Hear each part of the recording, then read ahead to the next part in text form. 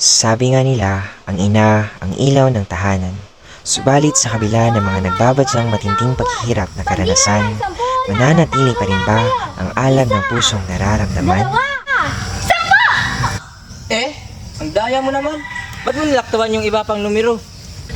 Luciento, gusto ko lamang makita na ikay naiinis. Di bala na, bumalik ka na doon at nang makabilang na ako ng 10. Isa, dalawa, tatlo, apat, lima, anim, pito, walo, siyam. Saturnina! Ha? Si Tio Alberto! Nasaan ang punyeta kong asawa? Ano ba, Alberto? Satan mo yung pananalita. Ang mga bata sa iyong harapan.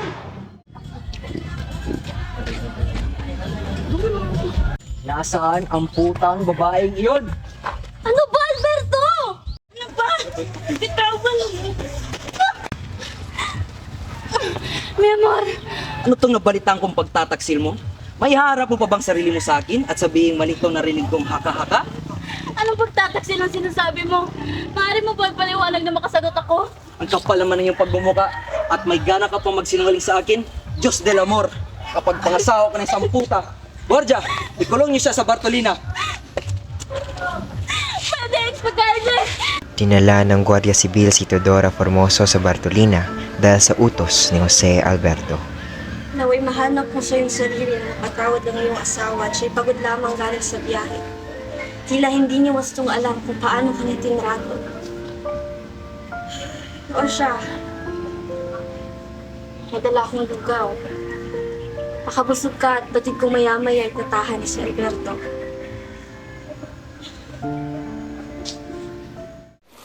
Nang pinalabas na siya sa Bartolina ay mabilis siyang tumakas at naghanap ng Guardia Sibil upang humingi ng tulong. Tulong! Tulong!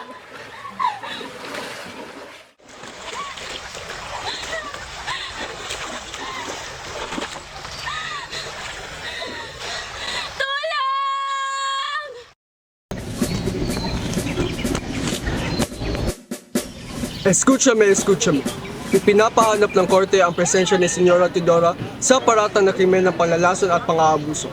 Ito ay utos ng mahal nating Alkalde Rosario at kung sino man ang magtago sa kanya ay kasabwat sa krimen at maaaring maaresto. Nandito si Doña Teodora!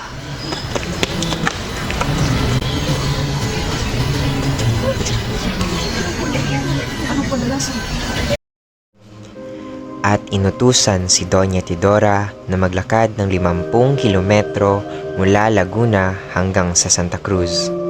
At nang makarating ay agad siyang ikinulong.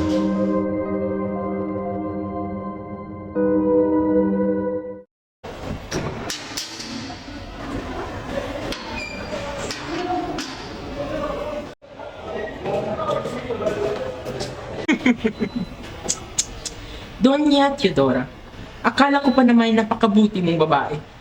No pense que estarías involucrado en un caso evinamiento, evinando incluso a los miembros de tu pamilya. Talaga nga namang totoo mang balitang ikaw ay alagad at alipin ng batas. Ano ang kailangan mo sa akin? No pinas. Admite tu culpa. No intentes, nígala.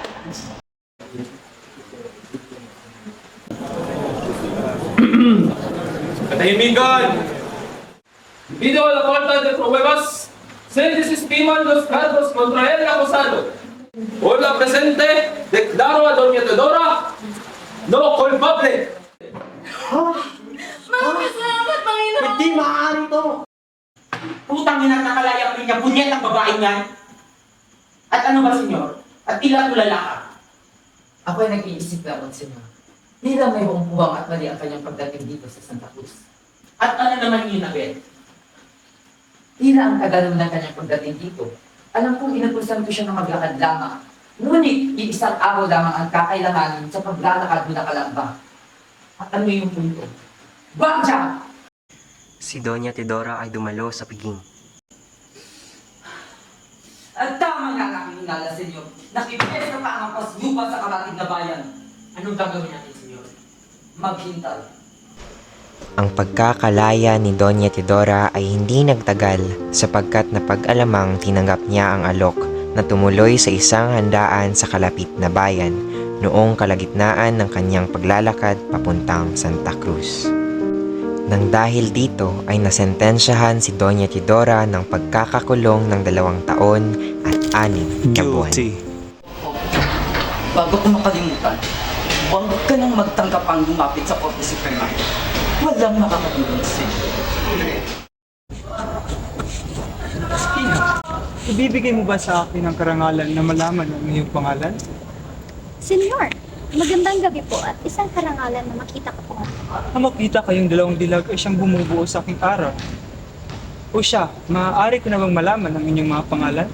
Ako po si Saturnina at ikaw ang aking nakababatang kapatid sa Susunod. Solidad?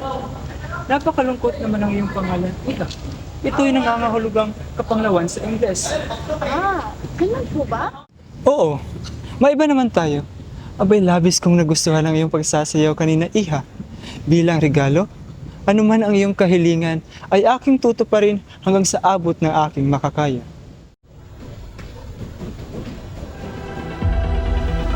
Mil Madrid.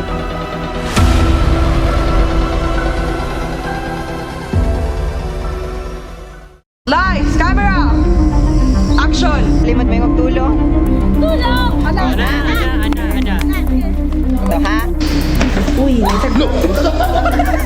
No limits hungry. Cheers!